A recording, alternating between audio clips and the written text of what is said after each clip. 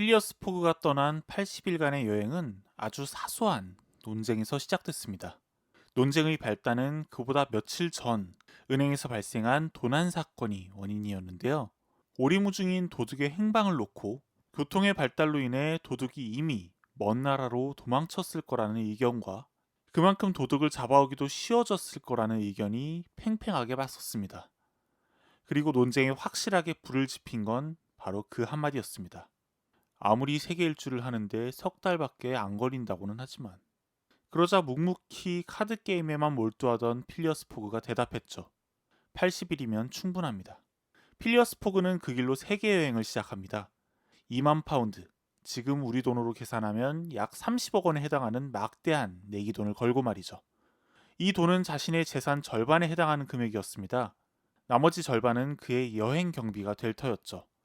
시간으로 따지면 1920시간 뒤이며 날짜로는 1872년 12월 21일 오후 8시 45분이 그가 모습을 드러내야 하는 마지노선이었습니다.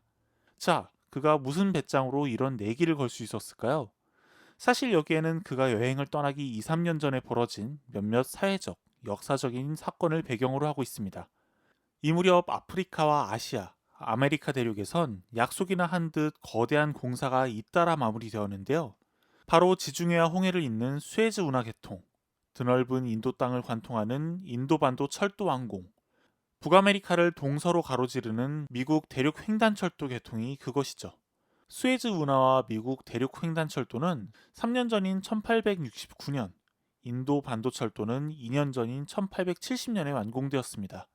어찌됐건 필리어스 포그와 그의 하인 파스파르트는 80일간의 대장정을 떠나게 됩니다. 그를 용의자로 의심해 뒤따른 형사 픽스도 함께 말이죠. 물론 그의 여행이 순탄치만은 않습니다.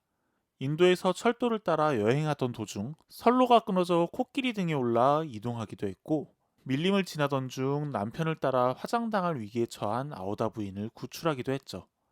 배를 놓치거나 간신히 탄 배가 태풍을 만나는 것도 예사였습니다.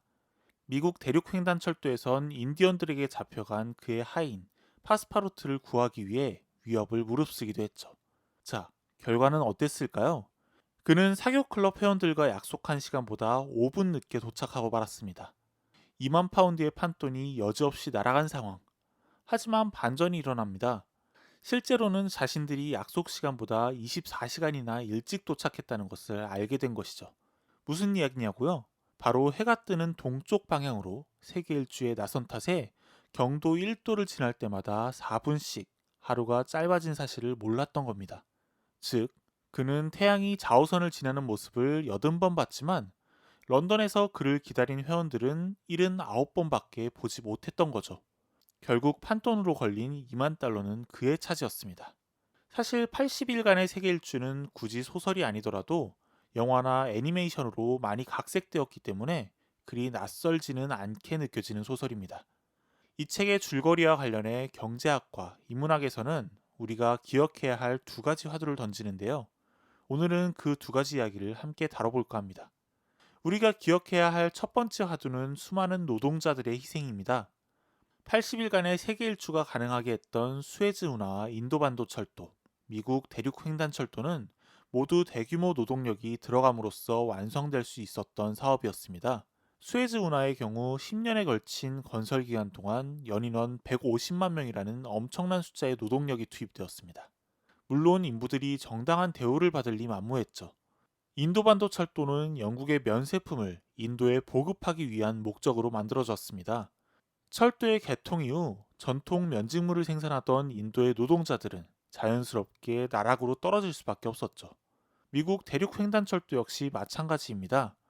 1초라도 빠르게 철도를 깔려는 업체들의 경쟁으로 인해 수많은 목숨이 절벽과 언덕에서 사그라져 갔죠. 이런 현상은 굳이 세계로 눈을 돌리지 않아도 알 수 있습니다. 우리가 지금 누리고 있는 많은 것들이 누군가의 희생으로 혹은 노력으로 이루어져 있다는 사실은 꽤나 자명하니 말이죠. 두 번째 화두는 앞으로 우리가 마주하게 될 미래입니다. 우린 마음만 먹으면 단 며칠 만에 세계 일주를 할 수 있는 시대에 와 있습니다. 80일간의 세계 일주 외에도 해저 이말리, 지구속 여행 등을 저술한 쥘 베른이 상상한 잠수함은 이미 현실이 되었고, 우주로도 우리는 조금씩 영역을 넓혀가고 있죠. 앞으로 어떤 시대가 펼쳐질지는 아무도 모릅니다. 가령 로봇공학의 3원칙을 제시한 것으로도 유명한 SF 작가 아이작 아시모프는 자신의 소설 파운데이션을 통해 우리가 지구에서 살았던 것마저 잊어버린 은하제국의 시대를 그리고 있습니다. 앞으로 그런 시대가 올 수도, 혹은 지구를 벗어나지 못한 채 아주 디스토피아적인 결말을 맺을 수도 있을 겁니다. 그리고 어떤 시대를 맞이하더라도 그건 결국 우리가 만든 결과라는 것을 기억해야겠죠. 우리가 책을 읽고 무언가를 배우고 누군가와 의견을 나누는 이유는 단지 나 하나만의 변화를 위한 것은 아닐 것입니다. 오래전 쓰여진 고전을 읽는다는 것이 단지 읽기에 그치는 것이 아닌 사회의 부조리와 불편을 생각하고 변화를 꿈꾸는 계기가 되어야 하는 이유도 바로 여기에 있을 겁니다. 그리고 그게 바로 고전이 여전히 우리에게 읽히고 있는 이유일 테고 말이죠.